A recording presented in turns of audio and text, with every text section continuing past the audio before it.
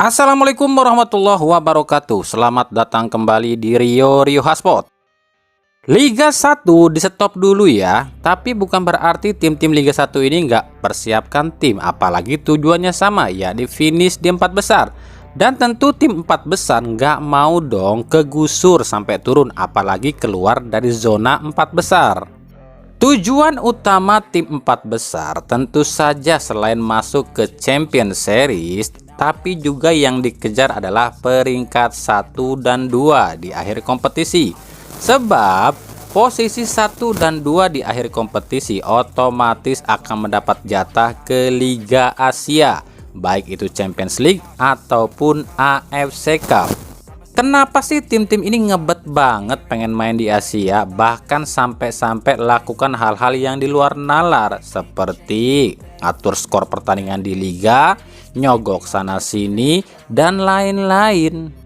Tentu saja alasannya adalah karena liga kita ini kalau dibilang soal pemasukan yang nggak usah diharapkan, bahkan juara aja masih bisa bangkrut kok. Tuh buktinya PSM, juara sih juara, tapi bangkrut mah jalan terus. Apa artinya? Artinya adalah penghasilan klub dari liga itu nggak sebanding dengan pengeluaran. Pemasukan liga cuma 25%, tapi pengeluarannya sampai 75%. Ya bangkrutlah kalau begitu. Beda cerita dengan main di ajang Asia. Satu kali main di ajang Asia itu bayarannya 2-3 kali lipat yang didapat dari liga.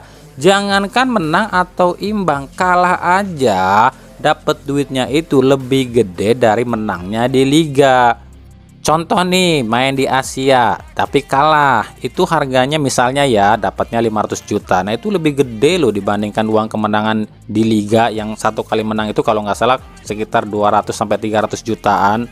Makanya jangankan tim-tim di liga kita, tim-tim di liga manapun di Asia pasti ngotot dan berebut ingin main di Liga Asia, sebab duitnya lebih gede dibanding dengan duit yang didapat di liga.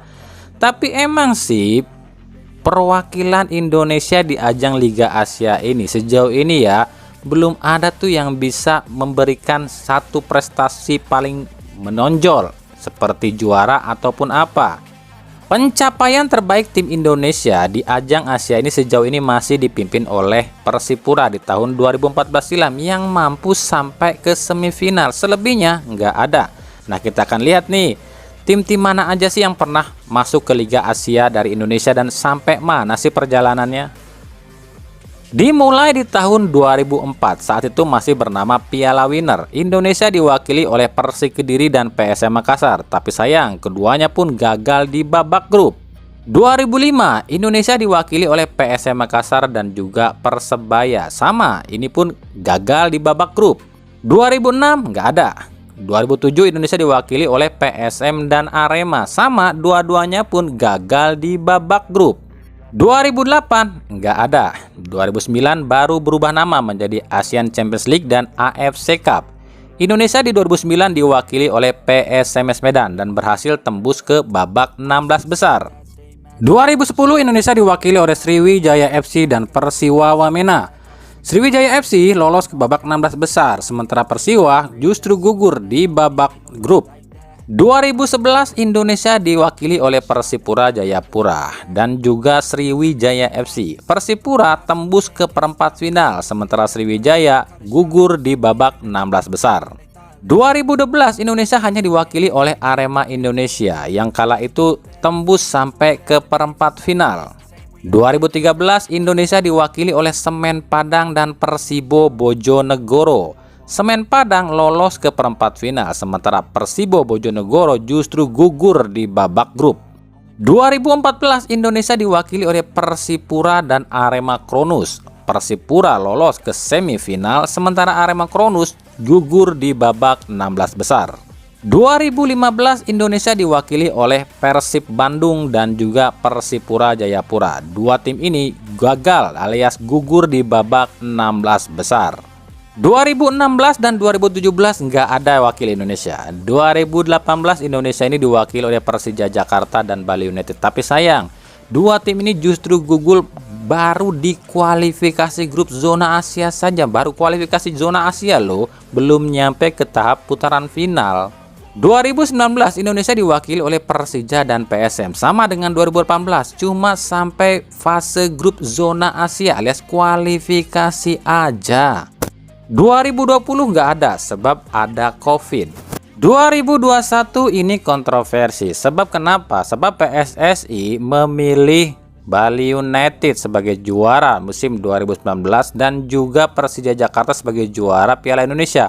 Bukan juara Liga dan runner up yang dipilih, tapi ya lagi-lagi karena pemutusan awal pun juga udah kontroversi, hasilnya pun jeblok total di tahun ini.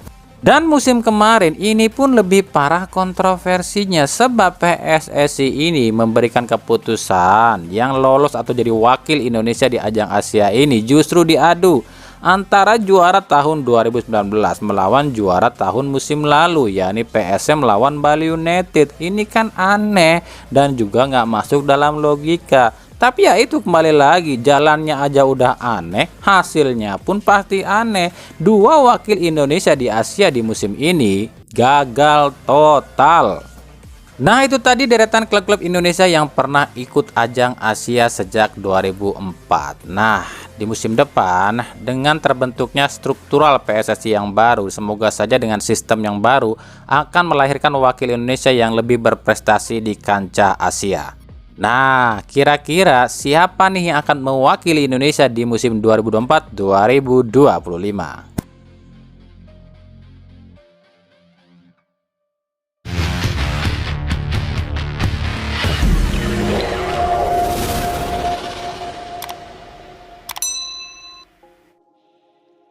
Dari Persib Bandung, kami berharap dan tentu harapan Bobotoh pun semoga apa yang dilakukan manajemen Persib musim ini bukanlah sebuah blunder yang terus terulang. Apalagi usai mencoret Levi Madinda dan menggantinya dengan Stefano Beltrame. Jika Persib musim ini gagal dan permainan Persib pun tambah turun, fix ini akan menjadi deja vu dan akan mengulang kesalahan manajemen Persib di masa-masa sebelumnya. Dan tentu yang paling mirip yakni dengan kejadian di 2007 silam. Di tahun 2007 silam, Persib itu digdaya di paruh musim dan menjadi juara paruh musim. Tapi entah ada angin apa, manajemen Persib dengan pelatih Arcan Yuri saat itu justru membuat sebuah blunder dengan membuang salah satu pemain asing andalan Persib, yakni Nyek Nyobe. Sebagai catatan, di 2007 itu pemain asing Persib ini ada Patricio Jimenez, Nyek Nyobe, Christian Bekamenga, Lorenzo Cabañas, dan Ridwan Barkowi. Tapi entah ada angin apa, di pertengahan musim Arcan Yuri justru membuang Nyek Nyobe ke Persela Lamongan dan menggantinya dengan Liontin Citescu yang akhirnya membuat Bekamenga ini ngambek dan keluar dari Persib. Akhirnya Persib pun terpuruk dan hampir terdegradasi.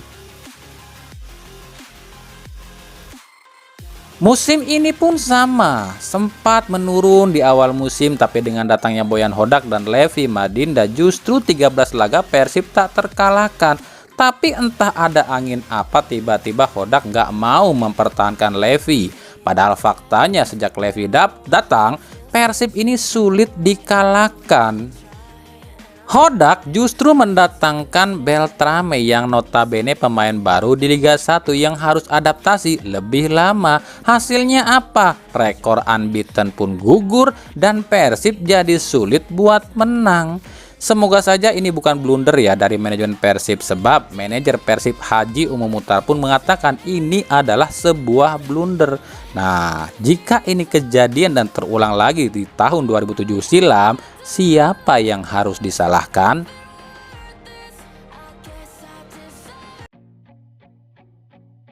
Dari Persebaya didenda 220 juta akibat ulah bonek yang menyalakan banyak flare dan pelemparan botol ke lapangan saat lawan Persis Solo. Dan ini akan terus terulang sebab di Februari nanti jika Persebaya ini nggak mendatangkan pelatih yang diminta bonek, yakni Paul Munster, maka bonek pun akan tetap lakukan aksi serupa. Apalagi jika setelah liga dilanjutkan Persebaya tak kunjung juga menang, maka aksi ini akan lebih parah. Dan jika aksi ini terulang lagi, maka dendanya pun akan double, mungkin bisa sampai 300 sampai 400 jutaan. Bangkrut nggak tuh Persebaya? Ya udah sih, turutin aja tuh kemauan bonek, ambil tuh Paul Munster, toh gajinya juga nggak lebih gede dari gaji Gosep Gombau kok. Kalau nggak salah gaji Paul Munster ini sebulan tuh cuma 1 eman deh. Ini lebih kecil loh daripada gaji Gombau yang kemarin tuh mencapai 1,5 M per bulan.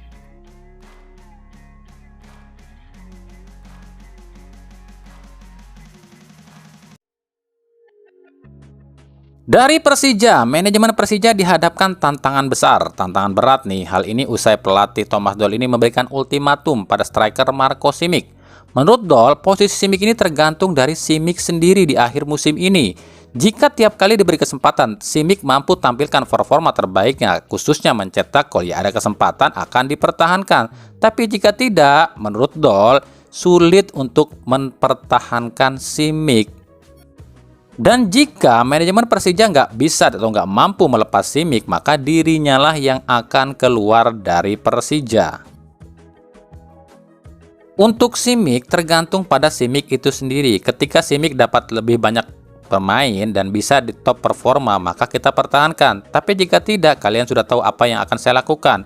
Mungkin saya yang akan keluar jika manajemen nggak bisa benahi ini, ujar Thomas Doll.